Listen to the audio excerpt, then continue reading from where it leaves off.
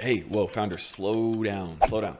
You may feel like there's a lot of things to do, but right now, if addition by subtraction sounds interesting, stick around. And as a result, this operations mental model may actually help you close your next few deals too. The big question and idea here is, what's your bottleneck? If you've noticed, your business is probably getting more complex, and you likely do have constraints in each key function of the business: marketing, sales, product delivery, operations, accounting, blah, blah, blah. And something that I obsess over with my management clients and my sales reps is spotting bottlenecks. You can do this on your sales calls, and you should do it with your team internally.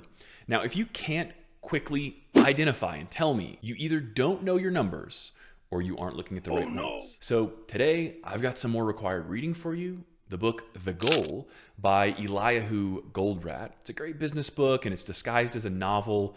And Eli popularized and he taught the theory of constraints throughout the 70s and 80s. And the theory states that each system has at least one constraint that limits its overall performance. To improve a system's overall performance, you must identify and exploit the constraint, and any improvement made to a non-constraint area of a system is not an improvement at all. While in the book, he uses manufacturing plant as a somewhat linear, complex enough example, your high-ticket service-based business is manufacturing. It's manufacturing raving fans and happy customers, and hopefully clients for life, right? Now, a lot of high-ticket business owners obsess over average order value. How much can you charge? It's in the name, high-ticket coaching consulting services. And it's easier than building a good product, because if you focus on AOV over lifetime value over LTV, then you've created a nice little client revolving door for yourself. And if you've been doing this for as long as I have, then you're probably tired of that. And so what we want to do instead is build a lifetime value machine that can keep people around.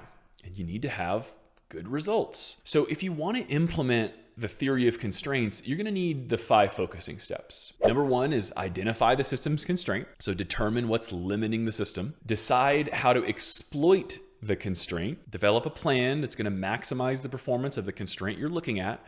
And you need to remove any other obstacles that are preventing it from performing at its best. Number 3 is subordinate everything else to the above constraint. If you ensure that all other activities in the system are aligned and supportive of the plan, then you'll be able to successfully exploit and see where your constraint is actually breaking down and what its upper potential is. Then you're going to take the system and elevate the system constraint. So you've exploited it, you've maxed it out, you found the peak, and now you're going to make it a little bit better. If the constraint cannot be fully exploited through the above steps, consider additional resources to help you get there. And I'll give you an example that will give you meaning to what I mean there. And lastly, if the constraint has been broken, go back to step 1 and continuously monitor and assess the system's performance to identify any new constraints that may arise.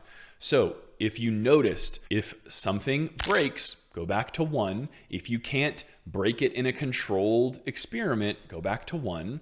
And this is going to identify the limitation of your constraint, and it's also going to show you what else is deeply or integral or attached to your constraint. So I'll give you an example.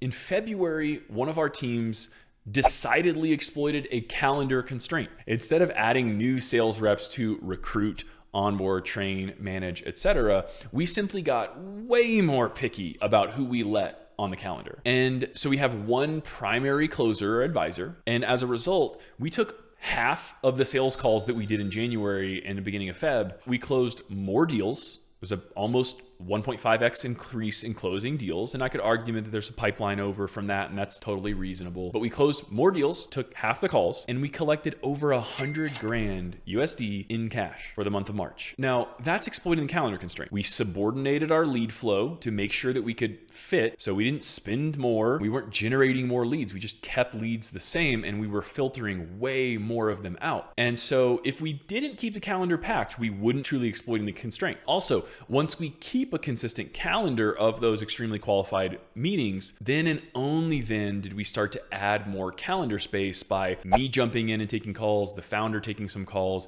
and opening up the overall constraint. And then once we open more calendar time and let more calls in, is going to open up a whole other host of variables that now we get to play with, and we get to do it all over again, because this is iterative, this is slow, this is constant and continuous improvement, and getting 1 to 4% better monthly or quarterly. Now, hopefully that example helps, but if you're still unclear about how to find or what to do about your sales bottleneck, well, guess what? I'm offering a ridiculously free sales funnel assessment for founders who are selling their own services and managing their own sales reps. If you're just a solo sales rep, this is not for you. Keep reviewing your sales calls or send them to us and we'll review them for you. On this call, I want to review your lead sources and qualifiers, the sales metrics that you track, and the training and support you either have for yourself, Weird, or your sales reps. And then the systems that you have or that you use to be able to unlock some scale. So you can either book a call or you can throw some stuff at the wall. That's all I got for you today.